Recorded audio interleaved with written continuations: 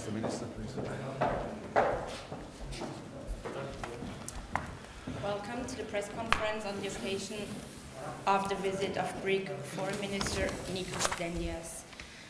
Minister Schallenberg, the floor is yours. Ladies and gentlemen, dear Nikos, Excellency, I'm very happy and very pleased to be able to welcome you again in Vienna. We had the intention actually to see each other earlier this year, but due to the pandemic at the time we had to postpone it, so I'm more than happy to welcome you in these challenging times. And as you can imagine, our discussions focused on today's grim reality that war is back on our continent.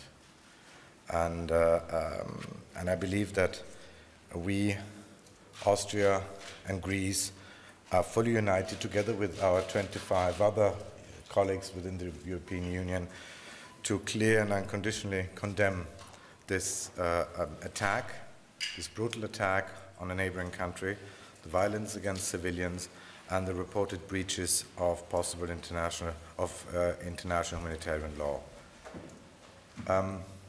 This is a dark moment for Europe, and at the same time, you have to say that we probably learned more and exercised more in geopolitics in a couple of days than we did for years ahead. And I'm happy to see that when there are times of crisis, then we really stand together. The West, the European Union, and countries, friendly countries beyond the European Union. And I've hardly ever in my career as minister seen such a sense of consensus, of standing together within the European Union, the full sense of solidarity, of deep compassion. And let me express also to you personally and to the people of Greece my compassion for the losses you had in Ukraine, for citizens of Greece being hurt and casualties you had. My deepest feelings go out to the families of those who have been lost in Ukraine. It's clear this senseless suffering and this senseless destruction and violence has to end. And we heard today for the first time offerings for a ceasefire, offerings for human corridors. I hope that these will actually be installed.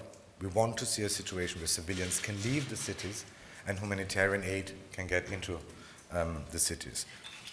We ourselves have offered 16.5 million euros of immediate humanitarian aid.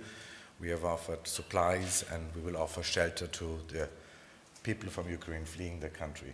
And I know that on this again, we are together on Ukraine.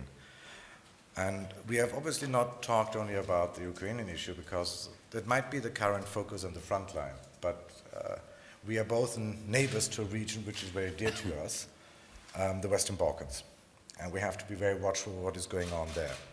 We have the Southern Caucasus, we have Moldova, we have the Western Balkans countries, and regions where we know that it's, again, either the European and the Western way of life, which will be imposed, which will prevail, or the model of some other systems, of other countries, whether it's China, Russia, or Turkey. And we have to have a very clear policy on this, and I know here again we see eye to eye on these issues, and we are working together, so to say, you from the south, us from the north, to bring the Balkans as quickly as possible within the European Union. And I know that Greece has done with the Pressekonferenz agreement, an enormous step forward to actually making moves forward possible for North Macedonia, and I'm very hopeful that the new government in Bulgaria will take the final steps, because it is overdue that we finally open accession negotiations with Albania and North Macedonia, that we move forward with Bosnia, that we do the visa liberalization with Kosovo. I believe, if anything, the war in Ukraine shows us that we shouldn't wait more, that we should move forward with bringing those countries which are the closest, which are surrounded by EU member states, within our European family. And it's not only on these issues. I mean, we have been battling in the past on migration, Eastern Mediterranean, on other issues where we are, actually I don't know one issue where we are not like-minded and not sitting on the same side. So thank you again for being here. I'm very thankful and for this friendship and for this solidarity, and you can continue to count on Vienna. Thank you very much, Minister Dendias. Dear Alexander, thank you so much for your warm hospitality, and I mean it, and it's not a matter of saying. And also thank you for your continuous support within the European Union, within the Council. I always profit enormously from meeting you, for your deep understanding on the political situation, the geopolitical challenges we face. I will totally agree with what you said, that this huge crisis, the Ukrainian crisis, the invasion of Ukraine by Russia, has created a unity among us that it was unbelievable just a few days ago. Of course, this situation raises great challenges for us. Greece, as I had the opportunity of telling you, has an important minority in Ukraine and around Mariupol, approximately 150,000 people. Thank you for your kind words on our losses. We had at least 10 confirmed victims and quite many others not accounted yet. And we're very much also trying to create a humanitarian corridor so that people that want to leave can leave. And I have to tell you, as we speak, I have a council in Mariupol, the last European diplomat there, and we're having a very difficult time in getting him finally out of there. We're trying our best. I was in the OSCE before with Helga Schmidt, trying to figure out how we can finally establish this humanitarian corridor. But also we had the opportunity to discuss about sanctions, our coordinated response against the invasion. And we have a very clear position that everybody that is connected with the European Union should abide by those sanctions. We cannot have various levels of involvement in this crisis. We have all the countries that accept international law and the norms of international law have to have a common position. And of course, the third one, that you rightly said, is refugees. We have to take care of the refugees. And Greece is ready to do its part. And this gives me the opportunity to thank you for the Austrian help during the 2015 crisis, migration crisis in the Greek border. That shows that Austria is not an à la carte friend, but a country that helps other European countries in their hour of need. Of course, as you said, we did not just discuss Ukraine. We went around our region. Our region is full of challenges. Western Balkans is an important one.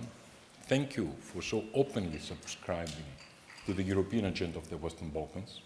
We always say there's no other way, only the European way.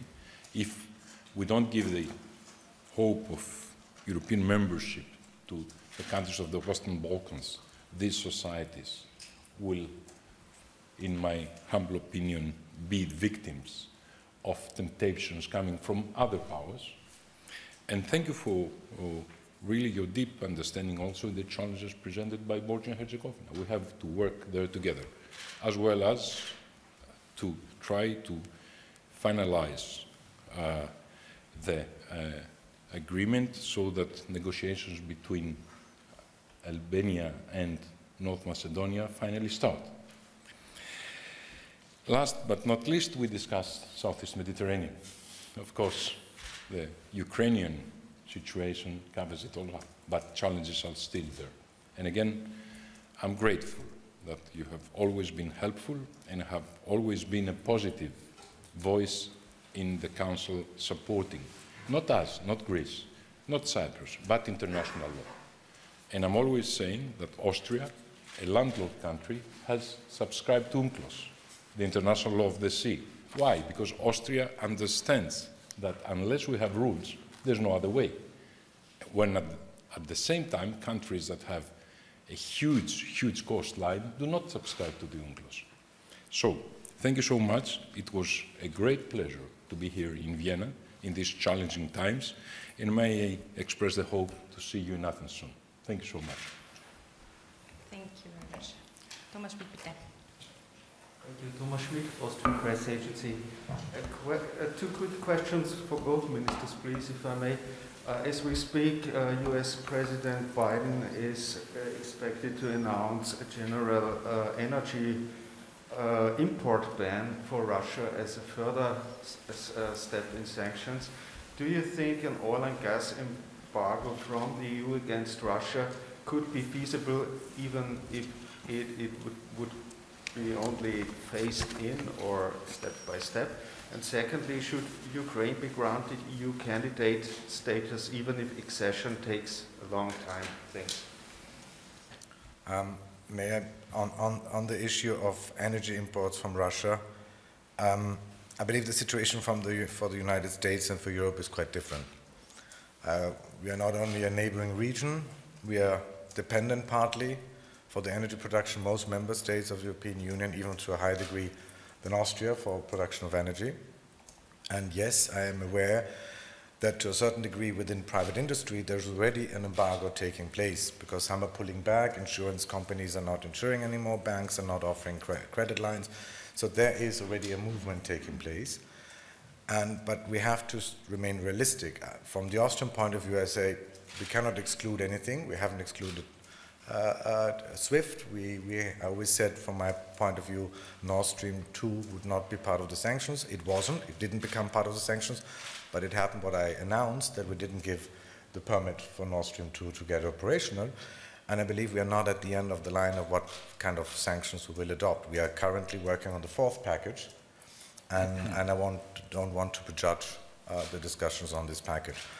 If I may, on candidate country status, when I was in Ukraine and I talked with President Zelensky 3 weeks ago, it was a major part of the discussion. And emotionally, I 100% understand the position by our friends in Kiev. But we have to be watchful not to create expectations which we cannot fulfill later on. And we have to be realistic that it wouldn't change anything as far as the dreadful attacks and military attacks by Russia on the ground, as far as they are concerned. So it wouldn't change anything on the catastrophe the Ukrainians are going through. And yes, we just discussed about a region which is the Western Balkans, where Bosnia-Herzegovina, for instance, has not yet the candidate country status. So here again, we have to watch out of what kind of signals the European Union is sending out to third countries. So far from my side. I think I just would only like to comment on the issue of banning gas imports, Russian gas and oil imports into Europe. Greece relies to energy from Russia for just 30% of our equilibrium. So for us, maybe would have been easier, but I would like to have a full discussion in the Council. There are other countries that rely much more than us, 70, 80, 90%. And I would like to have and hear to their opinion in the Council of Ministers before formulating a response. Having said that, we are trying to create a way in which diversification can exist in Europe. We are building FSRU units which can import liquefied gas from other sources, Algeria, Qatar, the United States. So Europe may have a choice in the future, but I underline in the future. Thank you. Thank you. Are there any other questions? No more questions? Thank you so much for coming. Where's my brand new mask?